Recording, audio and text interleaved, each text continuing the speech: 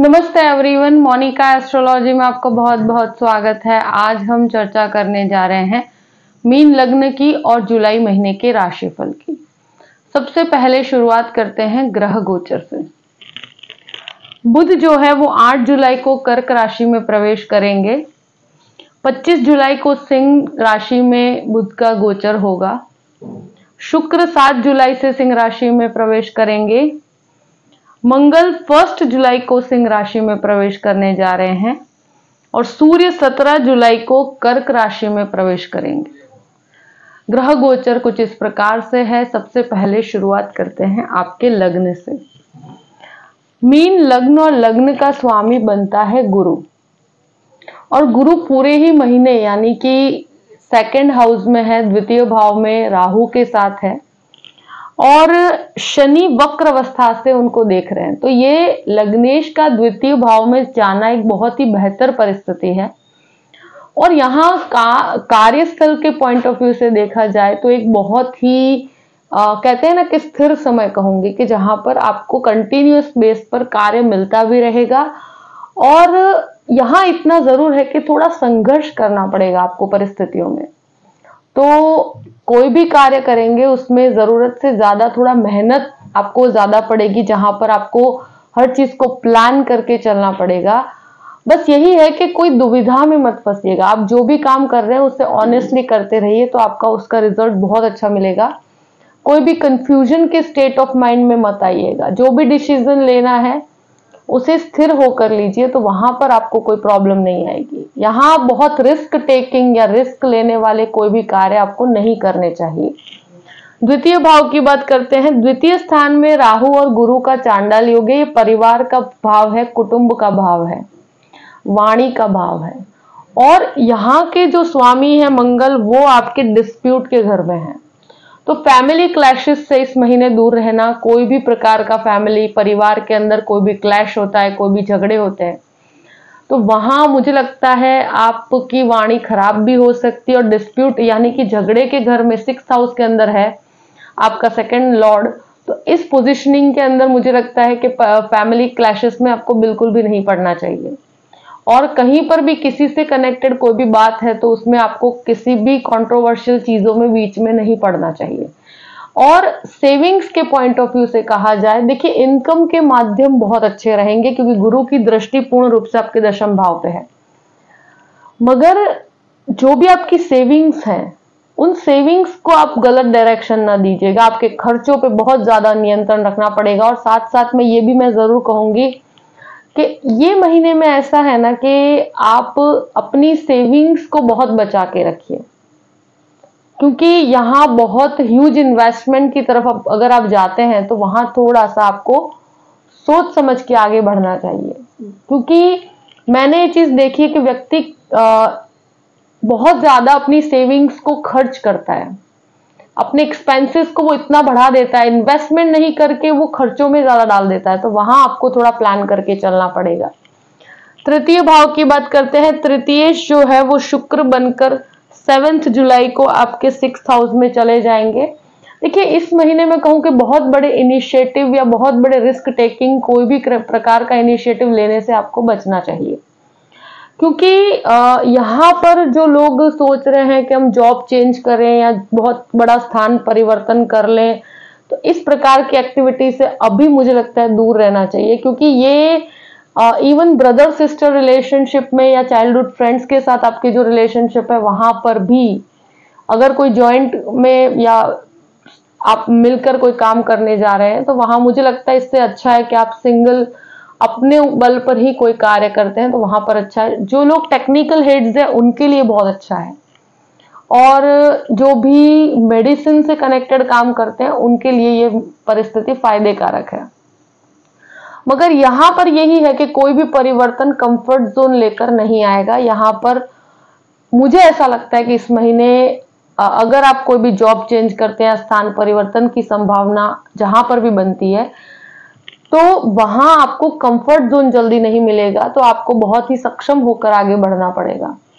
चतुर्थ भाव की बात करते हैं। चतुर्थ भाव में सूर्य है और 16 तारीख तक सूर्य यहाँ रहेंगे। 17 तारीख को सूर्य का भ्रमण पंचम भाव में चला जाएगा। पंचमेश बुध बनकर आपके मोस्ट ऑफ द टाइम आपके 5th हाउस में रहेंगे। तो देखिए, प्रॉपर्टी से कनेक्टेड कार्यों में मुझे लगता है कि यहाँ पर मोस्ट ऑफ द टाइम जब सूर्य का भ्रमण यहाँ होगा, जो आपके 6th लॉर्ड है, तो होम लोन्स की परिस्थिति क्रिएट हो रही है कि जहां पर आप घर के लिए कोई लोन लेते हैं तो वो शुरू के 16 दिन है ऐसे कि जहां पर इस प्रकार की चीजों में आगे बढ़ा जा सकता है। बाकी प्रॉपर्टी से कनेक्टेड कोई भी कार्य है उसमें कोई मुझे लगता है कि घबराने की जरूरत नहीं है, मगर रिजल्ट्स थोड़े स्लो डाउन रहेंगे आपके।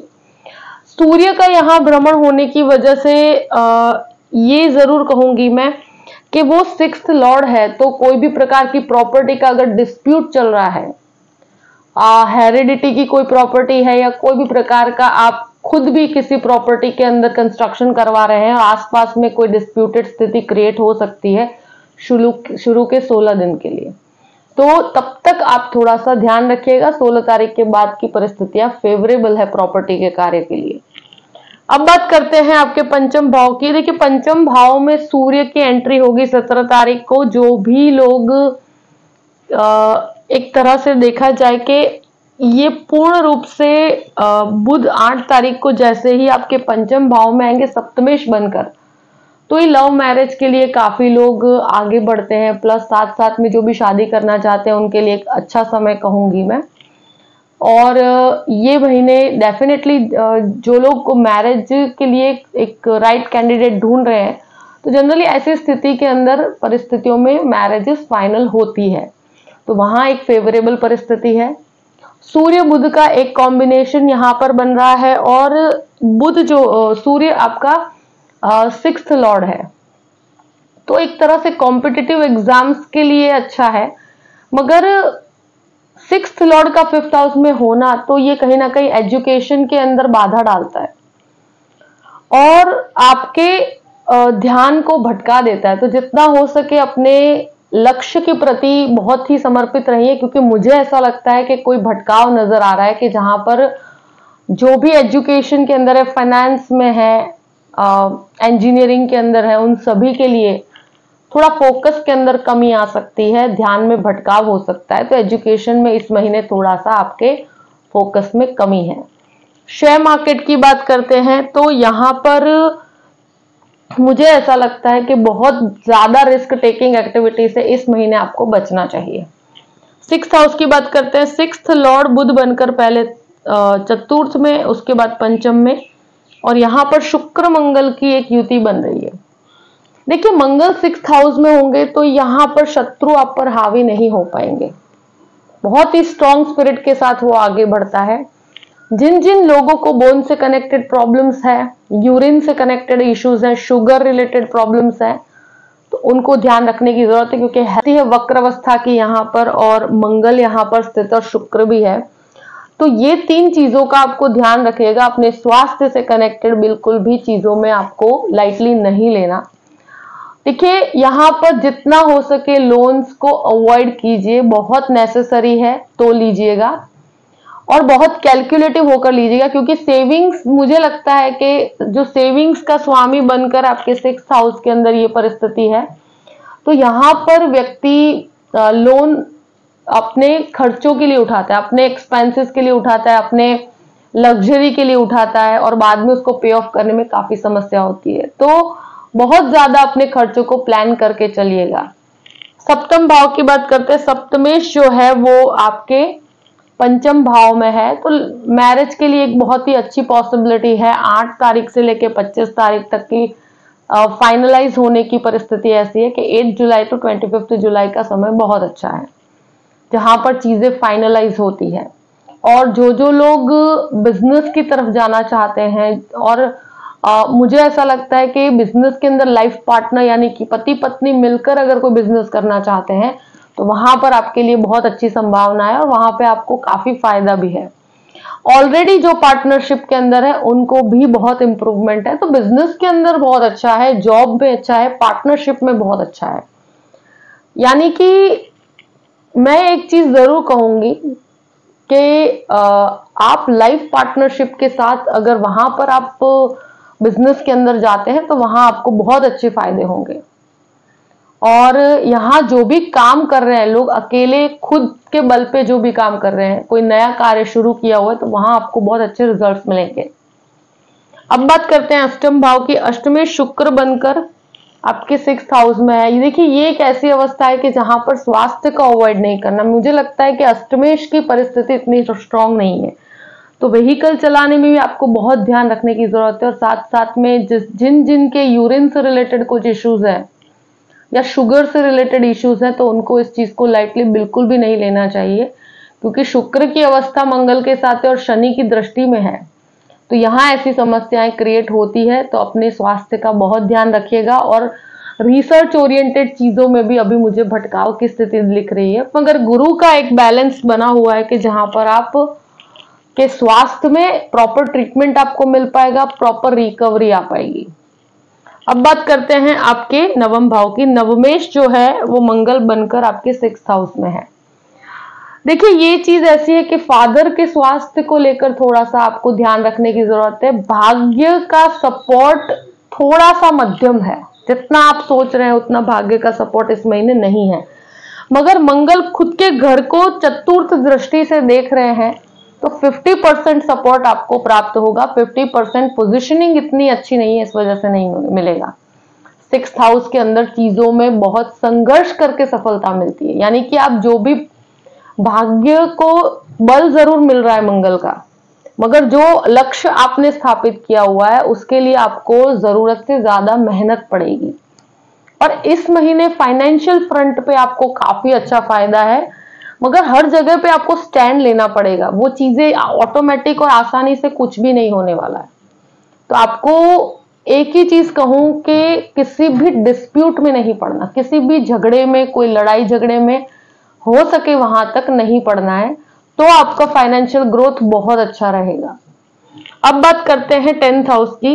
10th लॉर्ड गुरु बनकर राहु के साथ है और द्वितीय स्थान में है और खुद के घर को भी ये देख रहे हैं।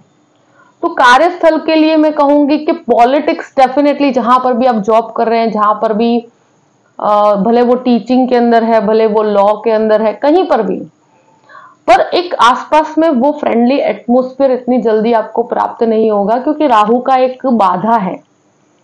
मगर गुरु की दृष्टि पूर्ण रूप से है, तो आपको अपॉर्चुनिटीज बहुत अच्छी मिलेगी, यानी कि आपको आगे से आगे चीजों में अपॉर्चुनिटी मिलेगी और इनकम का बेस आगे बढ़ता रहेगा और वहां आपको कोई प्रॉब्लम नहीं आएगी। 11th हाउस की बात करते हैं। 11th लॉर्ड 12th हाउस में वक्र अवस्था में है। यहां पर लाभेश 12th हाउस के अंदर है, तो लाभ में थोड़ी सी कमी है, मगर वक्र अवस्था में है तो अपॉर्चुनिटीज ये डेफिनेटली क्रिएट करता है और आपके लिए लोग सपोर्ट में आगे भी आते हैं। 12th हाउस की बात करते हैं। 12th हाउस में शनि वक्र अवस्था में है और मंगल की दृष्टि भी यहां पर है। कोई भी लीगल केस है, लीगल मैटर है, तो वहां पर वाणी पर बहुत संयम रखना पड़ेगा। कोई भी लीगल मैटर में अगर आप फंसे हुए हैं तो वहां पर आपको कोई हानि नहीं होगी, मगर आपको पूरा फाइट करके उसके अंदर से, मतलब आपको काफी स्ट्रेट फॉरवर्ड होके फाइट करनी पड़ेगी, लीगली फाइट करनी पड़ेगी, वाणी से फाइट नहीं करनी है। और यहां पर इतना है कि रिजल्ट आपके फेवर में आएगा, मगर अभी लग्नेश राहु के साथ है, तो आसपास के एनवायरमेंट में थोड़ी सी बाधा तो रहेगी। जल्दी से लोगों का अपोजिशन आपके सामने आएगा, तो वहां पर तुमको संयम रखना ही पड़ेगा। जितना हो सके वहां तक कंट्रोवर्सी या कोई भी प्रकार का डिस्प्यूट हो या कोई भी प्रकार के झगड़े हो, उसमें मत पड़िएगा, क्योंकि यहां पर 6th हाउस में जो शुक्र मंगल की अवस्था है और शनि के दृष्टि संबंध में है, तो वो आपके लिए इतना ज्यादा बेनिफिशियल नहीं रहेगा। चीजों को शांति से सॉर्ट आउट कीजिएगा। बाकी भाग्य के पॉइंट ऑफ व्यू से कहा जाए तो आपको कार्यस्थल में कहीं पर भी कोई प्रॉब्लमैटिक सिचुएशन नहीं है। शनि वक्रावस्था का है, फॉरेन लैंड से काफी अच्छा फायदा है। यहां पर एक चीज जरूर कहूंगी कि अपने खर्चों पे इस महीने सबसे ज्यादा नियंत्रण रखने की जरूरत है। सेविंग्स को खर्च कर कर बहुत ज्यादा सेविंग्स को खत्म मत कर दीजिएगा, क्योंकि ये महीना ऐसा है कि व्यक्ति को लग्जरी की तरफ लेकर जाता है। अपने एक्सपेंसेस को वो बढ़ाता जाता है और फिर आगे जाकर उसको काफी समस्याएं होती है।